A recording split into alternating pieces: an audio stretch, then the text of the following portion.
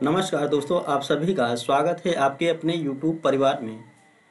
दोस्तों, सामाजिक विज्ञान में हम कक्षा 6 की NCERT में आज हम पढ़ेंगे अध्याय नंबर 10 इमारतें, चित्र तथा किताबें। दोस्तों, हम लोग यहाँ से पढ़ना शुरू करेंगे। धातु विज्ञान। प्राचीन भारतीय धातु वैज्ञानिकों ने विश्व धातु विज्ञान के क्षेत्र में प्रमुख योगदान दिया है। पुरातात्विक खुदाई ने यह दर्शाया है कि हड़प्पावासी कुशल शिल्पी थे और उन्हें तांबे के धातुकर्म यानी कि धातु शोधन की जानकारी थी। उन्होंने तांबे और टिन को मिलाकर कांसा भी बनाया था। दोस्तों, यह प्रश्न जनवरी 2023 में पूछा गया था।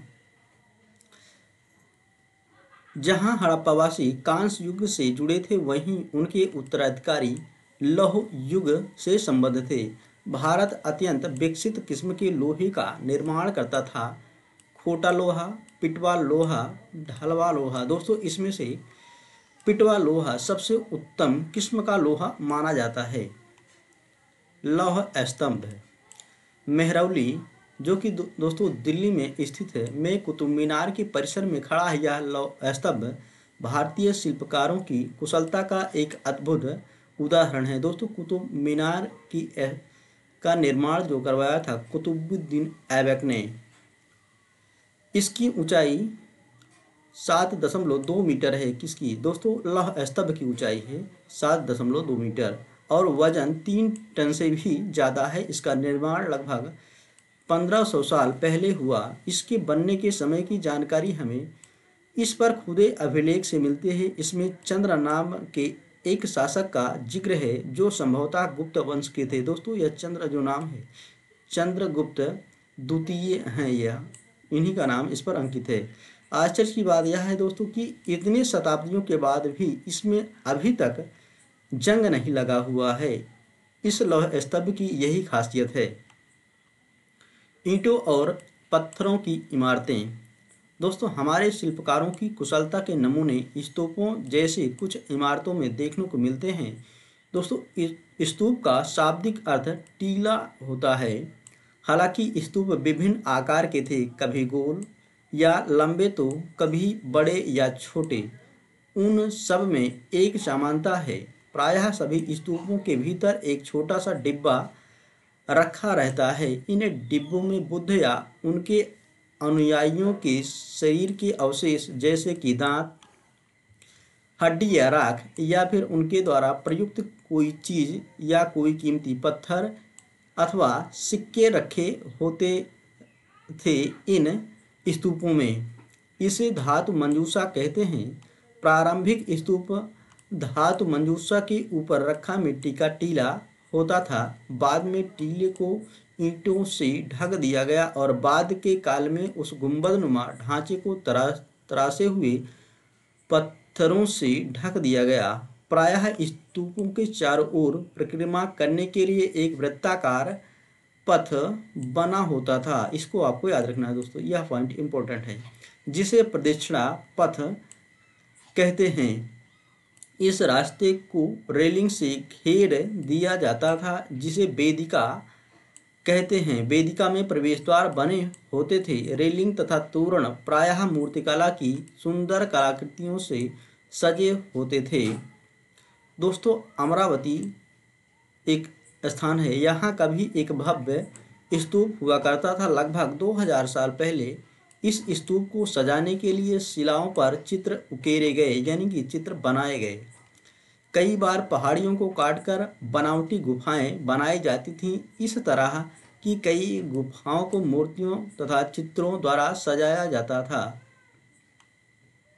इस काल के कुछ आरंभिक हिंदू मंदिरों का भी निर्माण किया गया। इन मंदिरों में विष्णु, शिव तथा दुर्गा जैसी देवी देवताओं की पूजा होती थी। मंदिरों का सबसे महत्वपूर्ण भाग गर्भगृह होता था। दोस्तों, इस पॉइंट को आपको याद रखना है कि मंदिर का सबसे महत्वपूर्ण भाग गर्भगृह होता है, जहां मुख्य देवी या देवता की मूर्ति को रखा जाता था। इसी स्थान पर पुरोहित धार्मिक अनुष्ठान करते थे और भक्त पूजा करते थे।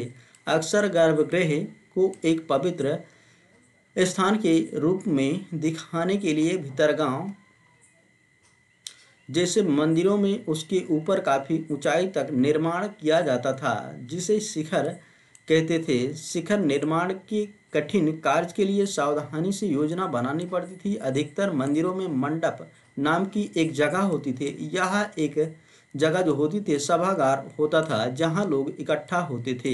यह पॉइंट भी इम्पोर्टेंट है दोस्तों। महाबलीपुरम दोस्तों, महाबलीपुरम और ऐहोल इन शहरों में पत्थरों से बने कुछ उत्कृष्ट मंदिर हैं।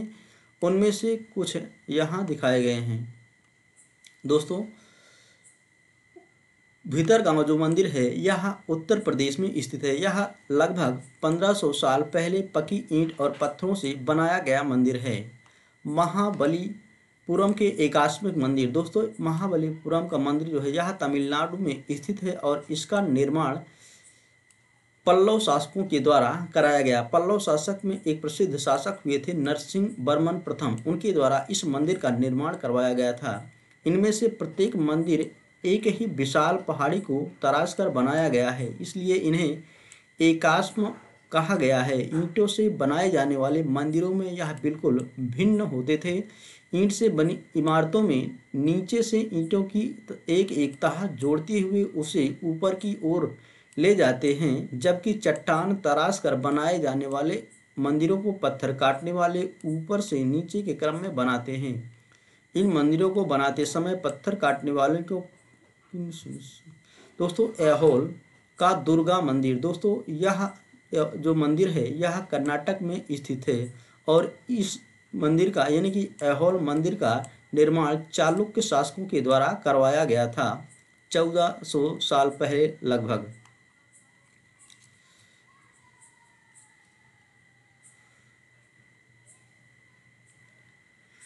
सांची का स्तूप दोस्तों, यह स्तूप जो मध्य प्रदेश में स्थित है। इस तरह के स्तूपों का निर्माण कई सौ सालों तक चलता रहा। इस स्तूप में ईंटों का प्रयोग संभवतः अशोक के जमाने का है, जबकि रेलिंग और प्रवेश द्वार बाद के शासकों के काल में जोड़े गए।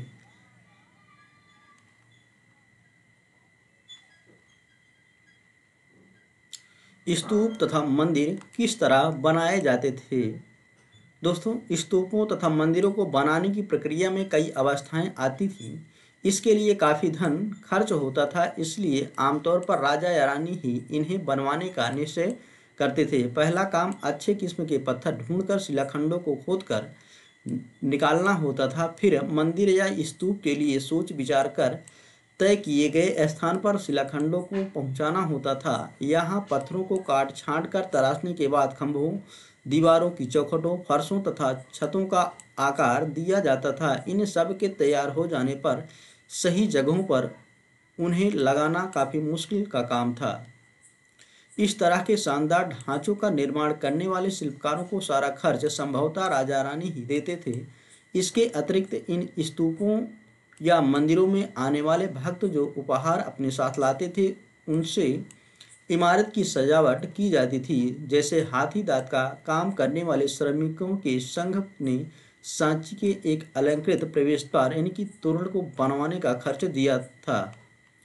इनकी सजावट के लिए पैसे देने वालों में व्यापारी, कृषक, माला बनाने वाले, इत्र बनाने वाले, लोहार, सुनार तथा ऐसे कई स्त्री पुरुष शामिल थे जिनके नाम खंभों, रेलिंगों तथा दीवारों पर खुदे हैं। इसलिए जब तुम इन स्थानों को देखने जाओ तो याद रखना कि कितने सारे लोगों ने इन्हें बनाने और सजाने में अपना योगदान दिया था।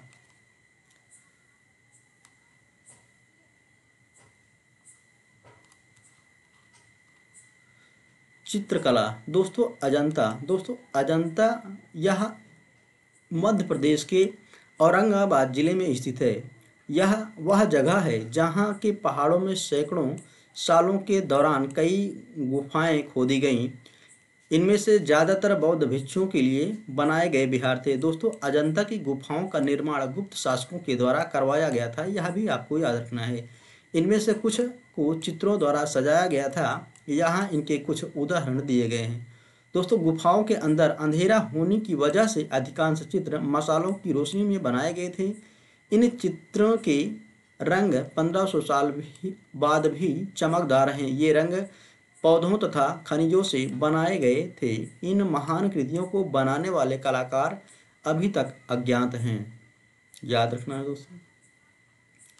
पुस्तकों की दुनिया। दोस्तों इस युग में कई प्रसिद्ध महाकाव्यों की रचना की गई। इन उत्कृष्ट रचनाओं में स्त्री पुरुषों की वीर गाथाएं तथा देवताओं से जुड़ी कथाएं हैं।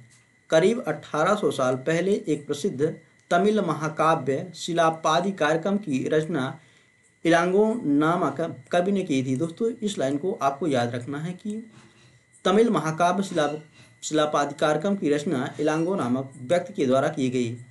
इसमें कोवलन नाम के एक व्यापारी की कहानी है।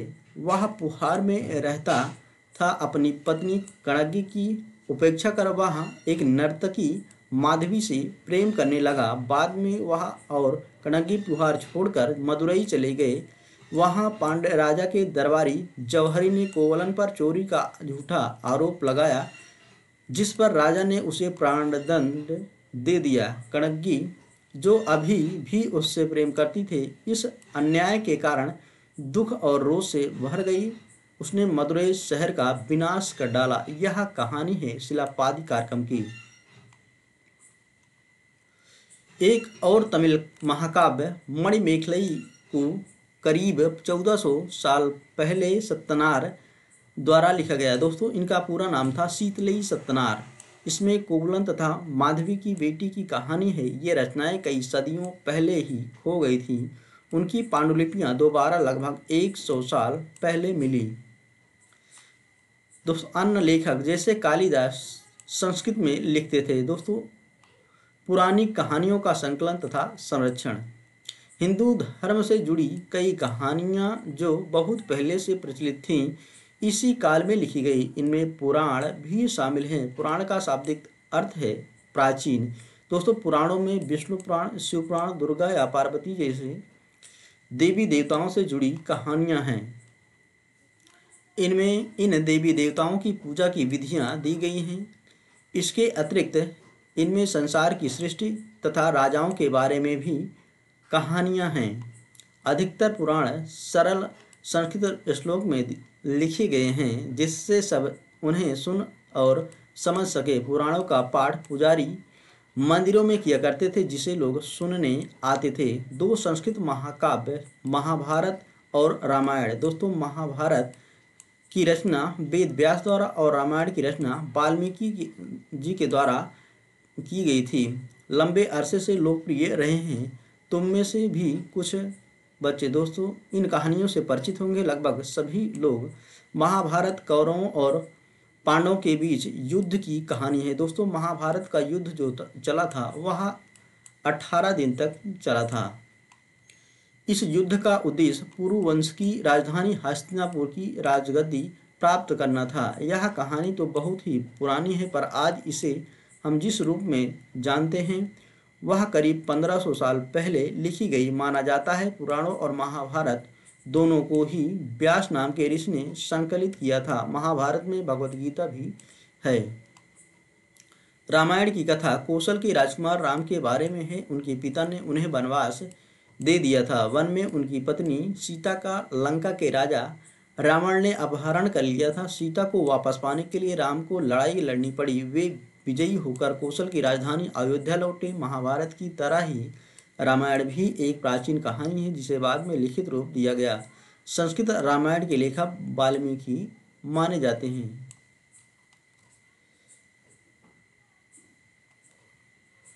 दोस्तों मेघदूत यह जो पुस्तक है इसके लेखक हैं महाकवि कालिदास। दोस्तों इस पुस्तक में यक्ष और यक्षिणी की प्रेम गाथा वर्णित है।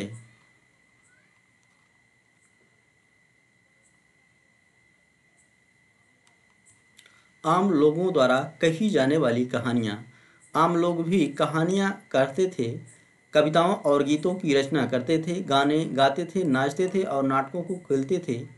इनमें से कुछ तो इस समय के आसपास जातक और पंचतंत्र की कहानियों के रूप में लिखकर सुरक्षित कर लिए गए। दोस्तों जातक जो कहानियाँ हैं यह बौद्ध धर्म से संबंधित है और पंचतंत्र यह पुस्तक है विष्णु शर्मा जी की।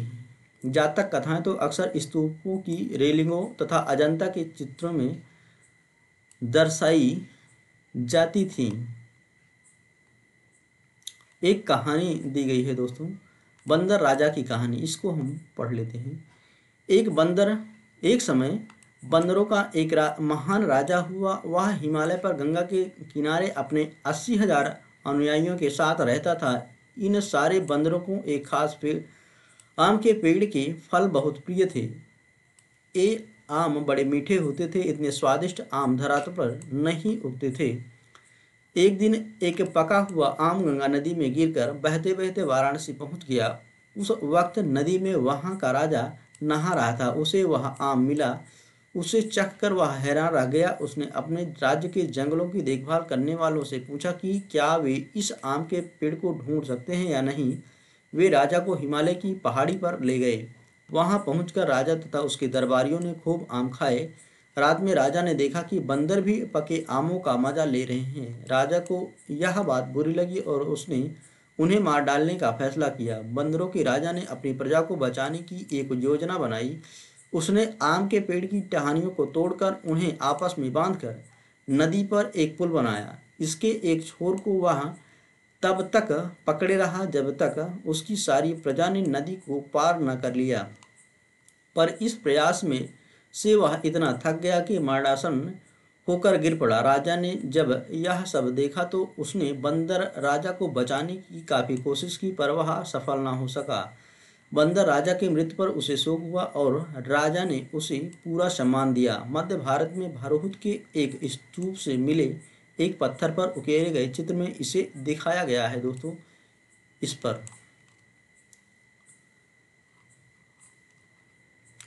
विज्ञान की पुस्तकें दोस्तों, इसी समय गणितज्ञ तथा खगोलशास्त्री आर्यभट्ट ने संस्कृत में आर्यभट्टीयम नामक पुस्तक लिखी। यह पूरी लाइन आपके लिए दोस्तों इम्पोर्टेंट है।